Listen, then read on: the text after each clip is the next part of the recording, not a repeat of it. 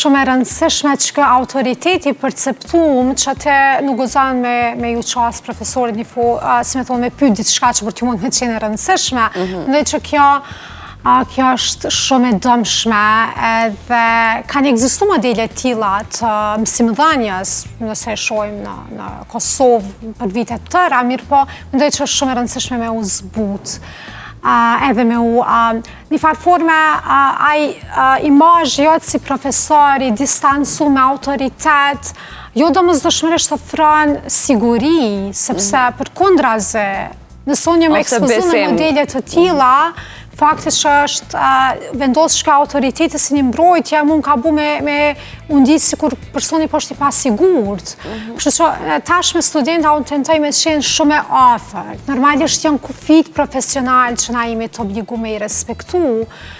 Mirë po, tentoj me qenë shumë e afërt edhe me i dëgju sfidat e tyne dhe me ju ofru. Unë kam shumë qaf me folë për fushën edhe kam kështu pasion shumë të madh me tregu çka do që unë kom mësue dhe me provu me nda me tjerë. Mirë po, në botën që jetojmë, qasë janë informacione shumë e letë, ka studentat të informuar, opinionet e cilve janë po ashtu tepër të rëndësishme, ndonjëherë din me udhëheq diskutime në ligjerata.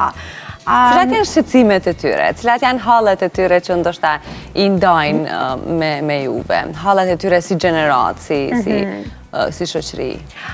Zakonisht, unë kom pas, këtë vetë kom punu me vitin e tretë kryesisht, edhe me vitin e dytë, pra këta janë të orientum në qëto sfidat që lidhën me zgjedhjet karrierës, çka kom e bu tutje, opsionet që mundën me pas të paradokset e zgjedhjeve që vinë atërshëm në faza tila. Kryesisht kanë qenë lidhje me këto, se kam pyet lidhje me përvojat e mia dhe ndonjëherë kanë kërku këshilla qyshme ju të qasni rrugtimi tillë për shembull akademik dikon tjetër në një vend tjetër të botës. Ka raste që ndonjëherë pyesin edhe për sfida emocionale dhe kërkojnë ndonjë si me thonë mbështetje ose ndonjë këshill se ku mundem me u drejtu. Kushe kërkon këshillën më lehtësisht? Pa atë egon që nuk dua të kërkoj ndihmë se nuk dua ta di dikush që unë kam një disbalans emocional.